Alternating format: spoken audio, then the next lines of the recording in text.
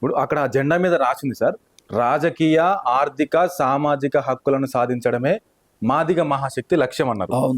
తెలంగాణ ఏర్పడ్డ తర్వాత ఇప్పటికి 12, 12.5, 13 సంవత్సరాలు కావస్తా ఉన్నది. గత 2 ప్రభుత్వాలలో కూడా మాదిగలకు సముచిత స్థానం కల్పించినామని ఆ పార్టీలు చెప్పుకున్నాయి. ఇప్పుడున్న ప్రభుత్వంలో స్వయంగా ముఖ్యమంత్రి నేనే మాదిగని అన్నాడు. ఆయన అనడం కాదు, మీరు కూడా ఒక సందర్భంలో అన్నారు మీరు మా మాదిగా అని చెప్పి. అనడమే కాకుండా మొన్నటికి మొన్న అంబేద్కర్ జయంతి రోజు కూడా ఇవాళ మాదిగలకు నేను ఇచ్చిన అవకాశాలు ఏ పార్టీ ఏ ప్రభుత్వం ఇవ్వలేదు. కార్పొరేషన్ అయితేంది, ఎమ్మెల్యేలు అయితేంది, విప్పులు అయితేంది, ఇవాళ ఎన్ని ఇచ్చినా కూడా నా మీద ఎందుకు మీరు బురద చల్లుతా ఉన్నారని చెప్పేసి మాట్లాడుతూ ఉన్నారు సార్. వారికి మీ సమాధానం ఏంటి? లేలే, అది రేవంత్ రెడ్డి గారి మాటలు గాలి మాటలు అవి. దాంట్లో ఒకటి కూడా నిజం లేదు. అసలు చట్టసభలలో పోవాలని కదా అసలు ఫైట్. అంబేద్కర్ ఫైట్ ఏంటి? చట్టసభలలో నా జాతులు రావాలి, తద్వారా వాళ్ళ హక్కుల గురించి వాళ్ళు పోరాటం చేసుకోవాలనే దాని మీద కదా. నువ్వేదో ఉత్తుత్త మాటలు కాడ వైస్ ఛాన్సలర్ ఇచ్చిన ఉద్యోగాలు ఎవరికి కావాలంటే అవి చట్టసభలలో నువ్వు ఇచ్చిన ప్రాధాన్యత ఏంటో చెప్పు. అది చెప్పకుండా మిగతా ముచ్చట్లన్నీ గాలి మాటలు మాట్లాడితే ఎవరింటారు సార్? అది కరెక్ట్ కాదు కదా. అటువంటిప్పటికి రిజర్వేషన్ ఎందుకు? ఆ రిజర్వేషన్లో కూడా ఒక కులానికే ఎట్లా పోయేటట్టు చేయగలిగారు, వాళ్ళు ఎట్లా తీసుకోగలిగారు, వాళ్ళకున్న బలం ఏమిటి? 3 సీట్లు బట్ మన వెంకటస్వామి ఇట్లకి పోయినాయి, వివేక్ వెంకటస్వామి.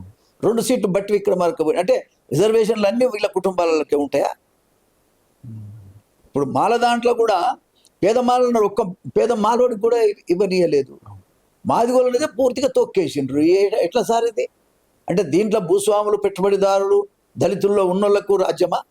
ఇదే నా పద్ధతి. Indira Gandhi never said like that. ఆమె ఎంతసేపు పేద ప్రజల కోసం రాజ్యాధికారం రావాలని కోరుకున్నటువంటి మహనీయురాలు ఆమె. ఇవాళ ఆమె మాటను కూడా ధిక్కరించి ఈ రాష్ట్రంలో వాళ్ళను కూడా మిస్గైడ్ చేసి ఈ రకంగా మాదిగ జాతి 70 లక్షల ముందే తొక్కేశారు. మీరు రేపు పొద్దున మీరు గెలవాలి కదా, ఎట్లా గెలుస్తారు? ఏ విధంగా గెలవగలుగుతారు మీరు ఈ జాతికి? అరే వర్గీకరణ విషయంలో అసలు పెట్రోల్ పోసుకొని మాకు వర్గీకరణ కావాలని మా మాదిగ జాతి పిల్లలు మలమల మాడి చచ్చిపోతే 10 రూపాయలు ఇయ్యరండి మీరు? 10 రూపాయలు ఏమని అడిగా నేను? 1 కోటి రూపాయలు ఒకరొకరు చొప్పున ఇవ్వండి, వాళ్ళకు ఉద్యోగం ఇవ్వండి. ఏమండి మీరు వాళ్ళని ఆ రకంగా ఆదుకోమనే మాట చెప్తే పట్టించుకున్న నాదుడే లేడు. వాళ్ళకు 10 ఎకరాల భూమి ఇవ్వమని అడిగా నేను. 10 ఎకరాల భూమి ఏం మీ సొత్తా? ఎందుకు ఇవ్వరండి? రెడ్లు తీసుకున్నారు, చంద్రశేఖరరావు అందరికి ఇచ్చాడు, ఏమాట కామాట. కానీ మాదిగోళ్ళకి ఎందుకు ఆయన ఇవ్వలేదు? కాబట్టి నేనేమంటున్నా అంటే మాదిగ జాతికి ఒక 10 ఎకరాల భూమి ఇవ్వండి. అలా మేము ఒక అమరవీరుల స్తూపం కట్టుకుంటాం, ఒక మాదిగ భవన్ కట్టుకుంటాం. మా కులం అనేక చదువుల కోసం ఉపయోగపడుతుంది, మా జాతి ఉద్ధరణ కోసం ఉపయోగపడుతుంది అని చెప్తే ఇప్పుడే చెమ్మ పెడతారు. వాళ్ళైతే అమరవీరుల తల్లిదండ్రులు పాపం, వాళ్ళు ఇవాళ రేపో చచ్చిపోయేటట్టున్నారు. వాళ్ళకు డబ్బులు ఇవ్వమని ఎన్నిసార్లు ప్రాధేయపడ్డా గవర్నమెంట్ ముందుకు రాదు, రేవంత్ రెడ్డి గారు ముందుకు రారు. ఈ రకమైన దయలేని ప్రభుత్వము ప్రజలకు ఏం చేస్తుందండి?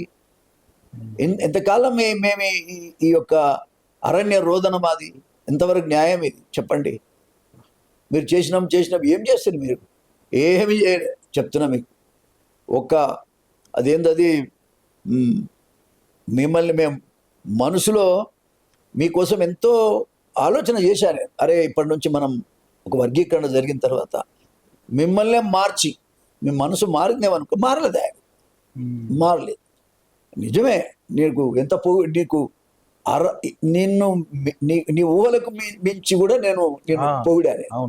నీ ఊహకు అందరిని పోర్తలు పొగిడాను. కానీ ఏం లాభం? మట్టిలో పోసినట్టున్నది. చాలా తప్పు సార్, చాలా అన్యాయం. కాబట్టి రేవంత్ రెడ్డి గారి గవర్నమెంట్లో నేను అనుకోవడం ఏంటంటే, ఇప్పుడు బట్టి విక్రమార్క ఉండనుకో, వాళ్ళు కంట్రోల్ చేయలేడు. ఆయన డిప్యూటీ సీఎం, ఆయన పైన ఖర్గే ఒక అతను ఉన్నాడు, ఆయన మాలనే. ఇప్పుడు ఇక్కడ జరుగుతున్నదంతా మాలల ప్రభుత్వమే. ఇది మాదిగోళ్ళకి ఎక్కడ స్థానం లేదు. రెడ్ల ప్రభుత్వం ఉన్నప్పటికీ నడుస్తున్నదంతా మాలల ప్రభుత్వమే. కాబట్టి ఈ డిమాండ్స్ అన్నీ కూడా ఏ ఒక్కదాని ఒక మీటింగ్ పెట్టి మన తమ్ముడు నేను ఒక మీటింగ్ పెట్టి మన సమస్యల మీద దృష్టికి తెస్తాం. ఎంతవరకు చేస్తావో చేయలేదు అంటే చెప్పమని చెప్పాం. కాబట్టి కానీ అసలు మీటింగే పెట్టకపోతే మాదిగలకు సంబంధించిన మీటింగ్ మీరు ఎందుకు పెడతలేరు? ఎవరికి భయపడుతున్నారు? బట్టి విక్రమార్కకే భయపడుతున్నావు అనేటువంటిదే బయట ఉన్న ప్రచారం. ఇది ఎంతవరకు నిజం? వాళ్ళ యొక్క డామినేషన్ ఉండటం వల్ల నీ ముఖ్యమంత్రి పదవికి ఏం ప్రమాదం జరుగుతుందని ఎవరు ఏం తిన్నా తాగినా ఎవడెన్ని దొంగతనాలు చేసినా ఓర్చుకుంటున్నావు. కారణం ఏంటియో నువ్వు చెప్పాలి. ముఖ్యమంత్రి గారు నేను అడుగుతున్నా, నీకు ఏ కష్టం వచ్చినా మేము నిలబడతామని చెప్పాను. ఇప్పుడు కూడా నిలబడతాం. మా మాట ఏను. నరసింహ గారికి ఏమి ఇయ్యక ఆయన రాసిస్తా బాడు కాగితం మీద ఏమి ఇయ్యకున్నారు కాబట్టి ఇక్కడ మీ మీద ఇంకో విమర్శ ఉండే సార్. ప్రభుత్వం ఏర్పడిన తర్వాత మీరు రేవంత్ రెడ్డి గారితో కలిసి పనిచేస్తున్న క్రమంలో మీరు పదవి ఆశించిరని, ఎమ్మెల్సీ పదవి ఇచ్చినా లేదా ఏదైనా కార్పొరేషన్ ఇచ్చినా కూడా ఇవాళ ఎంఎంఎస్ జెండా లేకపోతుండే అనే ప్రచారం కూడా జరుగుతూ ఉన్నది. నువ్వు ఒక మాట చెప్తా, బుద్ధిహీనులు లంచగొండులు ఎట్లంటే అట్లే మాట్లాడి బతకనేసిన వాళ్ళు మాట్లాడతారు. నా జీవితం తెలిసినోడు ఎవడు కూడా ఏ పార్టీ వాడు నన్ను మాట్లాడరు. అట్లా విషయం ఏంటంటే విమర్శలు, ఏ విమర్శ అయినా మంచి విమర్శ అయితే మనం స్వీకరిద్దాం. నాకు పదవి కోసం ఆశపడటం అనేటువంటి యాజ్ ఏ లీడర్గా పార్లమెంట్ సభ్యత్వం కావాలని కోరుతాం, తప్పేమి ఏమే. కానీ అల్టిమేట్గా నాకు ఆ పదవి వచ్చినా నిన్న పార్లమెంటు టికెట్ రాకపోతే నేను ఓర్చుకుంటూనే కాదు, ఏ పరిస్థితుల్లో కూడా. నేను మొదటి నుంచి కూడా నా రికార్డు తీసి చూడండి. ఇష్యూ ఏమిటంటే మనం ఇంటర్నల్గా మాట్లాడే వాళ్ళం, ఇది బయట మరి మీరు మాకు ఇంటర్వ్యూ ఇవ్వట్లే కదా, మాకు అపాయింట్మెంట్ ఇస్తే నీ దగ్గర మాట్లాడతాం, బయట మాట్లాడాల్సిన అవసరం లేదు కదా. కాబట్టి మీరు అవకాశాలు లేక ఈ విషయాలన్నీ బయట చెప్పాల్సింది. ఒకటి, చట్టసభలలో నా జాతి ఎక్కడ కనబడకుండా చేస్తారు కాబట్టి ఇది అన్యాయం అని నా ప్రజలు, నా మాదిగా వాళ్ళు చైతన్యవంతులు కారు కాబట్టి సమస్య వస్తుంది. చైతన్యవంతులను చేయటానికే రాబోయే కాలంలో ఓడించాలన్నా గెలిపించాలన్నా మాదిగ శక్తి ఏమిటో చూపిద్దామని ఈ మాదిగ శక్తి పుట్టింది. ఈ మాదిగ మహాశక్తి పుట్టింది కారణం చైతన్యవంతులను చేసుకోవటానికి.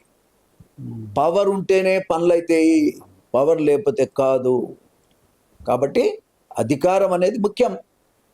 మేమేం ముఖ్యమంత్రులు అవుతాం అంటలేం, కనీసం రాజ్యాధికారంలో మా వాటా ఉండకూడదండి. మరి రాజ్యాధికారంలో వాటా లేనప్పుడు మేము తప్పకుండా పోరాటం చేయాల్సిందే కదా. అందులో నేను చేయకపోతే ఎవరు చేస్తారు? మొత్తుకుమల్లి నరసింహ అన్నిటికీ మాట్లాడతాడు. ఇవాళ కుల సమస్య వచ్చినప్పుడు కూడా నిలబడతాడు వాళ్ళ తరపున, తప్పకుండా. తప్పేముంది?